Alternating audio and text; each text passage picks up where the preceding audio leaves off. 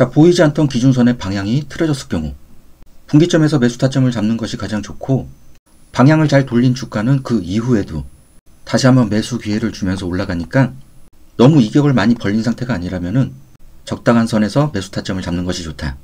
단타 매매를 잘하는 분들은 저점에서 사고 고점에서 딱 정확하게 매도가 나오고 다시 한번 저점에서 사서 고점에서 다시 파는 매매일지나 그런 모습들을 많이 봤을 겁니다. 하지만 저처럼 들어가기는 잘 들어갔는데 언제 팔아야 되는지 좀 힘들어하는 분들도 계십니다. 자, 이때도 매수와 마찬가지 여러 조건들을 부합시켜서 매도 위치를 선정하는 게 좋겠죠. 그 중 하나가 이제 추세선을 이용할 수 있는데, 우리가 보이지 않는 기준선이 각도를 틀면서 올라갈 때 차트 주기에 따라서는 달라지겠지만 뭐 작은 분봉, 큰 분봉, 지금 화면은 1분봉인데 이런 식으로 쭉 상승하는 경우도 있어요. 하지만 이런 경우도 쪼개서 보면은 파동을 그릴 수밖에 없다. 이런 식으로 이제 파동을 그리면서 올라가게 되면은 보이지 않는 기준선을 중심으로 해서 주가가 올라갔다가 내려왔다가 다시 올라가고 내려오고 이런 식으로 이제 진행을 하게 되죠. 이때 파동에 의해서 추세선이 만들어지게 되는데, 보이지 않는 기준선을 중심으로 해서 고점과 저점이 생기겠죠. 이때 이 선을 연결만 시켜주면 됩니다. 이때 이 선은 정확하게 연결할 필요가 없습니다. 항상 얘기하듯이 대충 그으면 됩니다. 대충. 고점과 고점을 연결하고 저점과 저점을 연결하는 분들도 있고, 저처럼 보이지 않는 선을 설정한 다음에 고점과 저점 라인에 더 큰 쪽에다가 수평으로 추세선을 긋는 사람도 있지만, 그런 사람은 저밖에 없기 때문에 뭐라고 얘기를 못 하겠어요. 하지만 중요한 거는 첫 번째로 대충 긋자. 대충.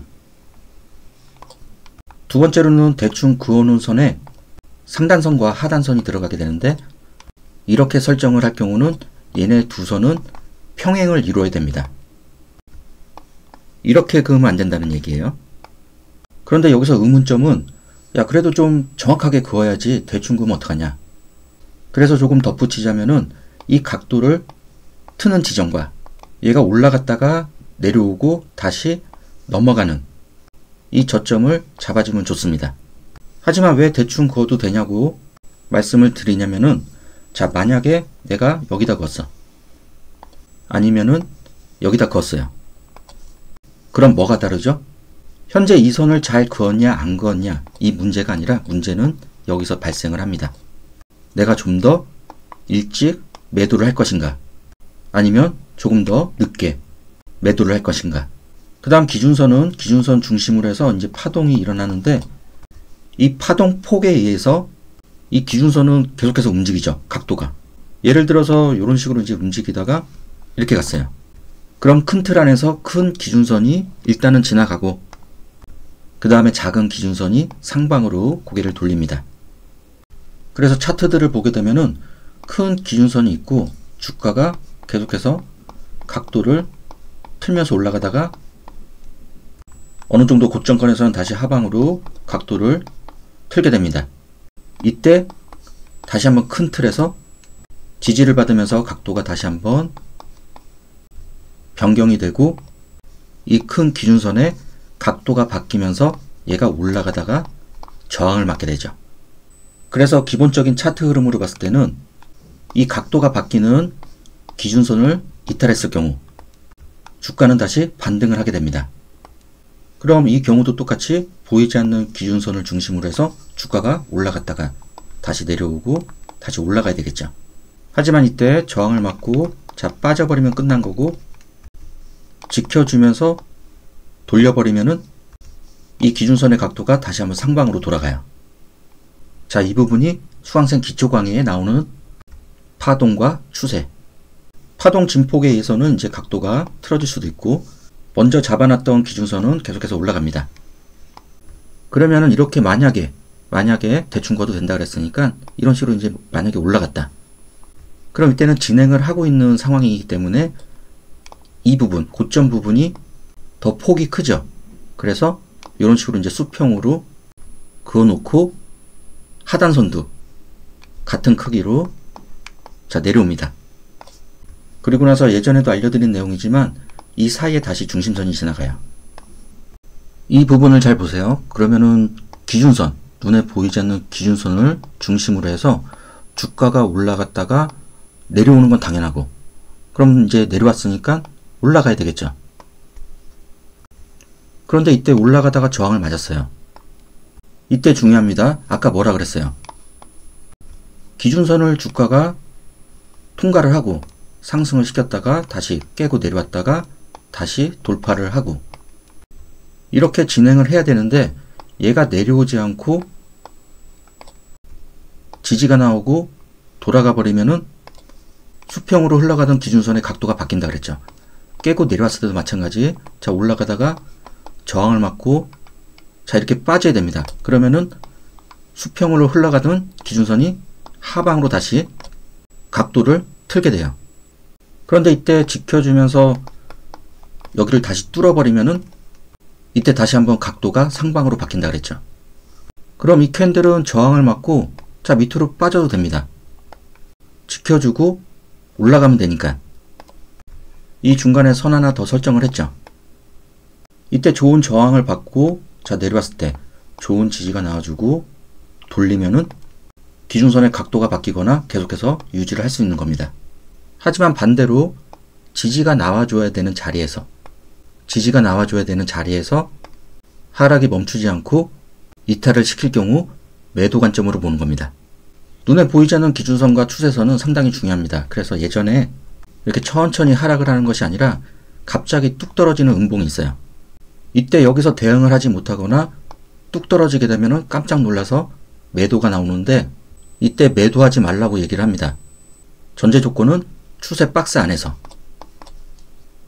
아까 뭐라고 얘기했어요? 기준선. 주가는 올라가면은 다시 내려옵니다. 내려왔으니까 다시 올라가야 되겠죠. 그래서 뚝 떨어진 주가가 여기서 반등이 나옵니다. 그럼 언제 매도를 하냐? 얘가 올라가는데 여기를 뚫지 못하고 밑으로 빠질 때. 자, 여기서도 마찬가지. 좋은 저항을 받고 자, 내려왔다가 지켜주면서 올라가야 되는데 올라가지 못하고 빠질 때는 매도 관점으로 본다. 하지만 이때 여기서 매도를 하지 못하고 다음 음봉에서 이런 하락을 보일 때 당황하지 않고 추세 박스 안에서 하락이 멈추는지 확인하고 이탈시킬 때 다시 매도. 얘는 추세 박스 안에서 기준선을 이탈을 시켰기 때문에 다시 한번 올라오게 돼 있어요.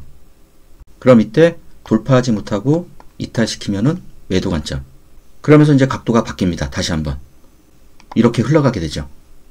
그러면은 지지, 이탈, 저항, 돌파. 올렸다가 수평으로 흐르고 다시 한번 올려야 되는데 돌파를 못하고 깨면은 다시 한번 매도 관점으로 볼 수 있습니다.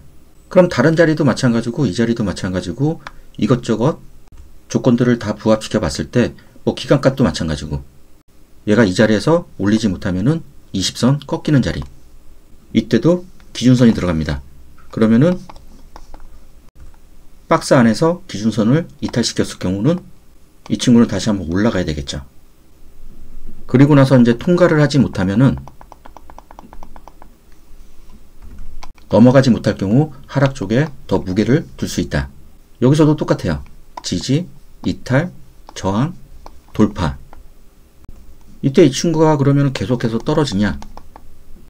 떨어질 수도 있고 안 떨어질 수도 있는데 우리가 또 이전에 더 큰 주기로 봤을 때 기준선이 이렇게 지나가겠죠. 그러면은 이런 식으로 이제 또 박스가 생기니까 자, 박스 안에서 기준선을 이탈을 시켰을 경우는 이 친구는 다시 한번 올라가야 돼요. 하지만 조금 전에 뭐라고 얘기했죠? 얘는 계속해서 빠질 수도 있는 거고 여기서 이제 올라갈 수도 있는 거고 이거를 알면은 대박인데 우리가 알 수 있는 부분이 아니다. 하지만 이런 경우 이 박스 안에서 하락이 멈추고 반전 캔들이 생기면은 이런 친구들은 최소한 여기까지는 올렸다가 빠지게 됩니다. 그럼 여기서도 나왔고 다시 한번 지지, 이탈, 저항, 돌파, 하락.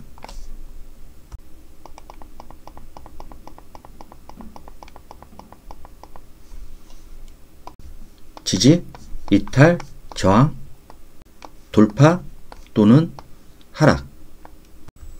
자, 그러면 보이지 않는 기준선이 이렇게 흘러가겠죠. 수평으로 또 그어놓고.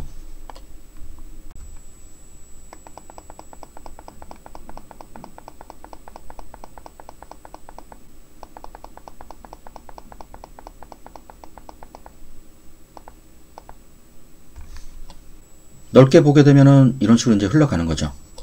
지지, 이탈, 저항.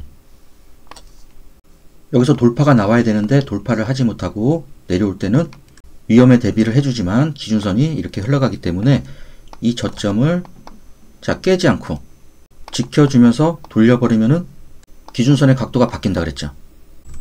그 다음 20선 중심의 보안 캔들, 이 친구 지켜주면은 20선은 계속해서 올라갈 수 있다. 2060 깨고 내려온 주가 5선 타면 어디까지? 2060까지 찔러준다. 돌리는 자리에서는 5일선 밑으로 빠져도 됩니다. 보안 캔들 지켜주면 20선 계속해서 올라갈 수 있다고 얘기를 했으니까 여기 통과하게 되면은 20선 바닥을 잡게 된다. 이때 흘러내리는 60선이 완만해지는 영역으로 들어가니까 상방으로 고개를 돌릴 때는 5일선 밑으로 빠져도 됩니다. 자, 여기까지는 이해가 되셨죠? 자, 얘는 1분봉. 이때 내가 주기를 짧게 잡고 대응을 할 것인가? 아니면은 크게 볼 것인가? 그럼 기초강좌에서 어떻게 배웠어요? 내가 짧게 대응하는 사람이라면은 여기서 매도가 나오면 되는 거고, 분봉을 넘기면서 더 크게 볼 경우는 다른 자리가 나오겠죠. 예를 들어 15분봉을 봤을 때는 뭐 주기가 짧아서 거기서 거길 수도 있는데, 예를 들면은 기준선이 이렇게 지나가고 있다. 박스가 정해지고 박스 안에서는 기준선 이탈시키고 반등이 나옵니다. 중간에 선 더 있다 그랬어요. 그럼 이때 내가 어디서 매수와 매도 위치를 잡을 것인지, 일봉으로 봤을 때도 마찬가지고 타노스 아저씨 찾아왔을 때 한번 대응을 해주고, 여기서도 이제 기준선이 흘러가겠죠. 그래서 고점 찍고 이제 빠질 때 이 박스 안에서 기준선 깨고 하락이 멈추면은 이 친구는 다시 올라가죠. 중간에 하나 더 있고, 이때 내가 어디서 대응을 할 것인가?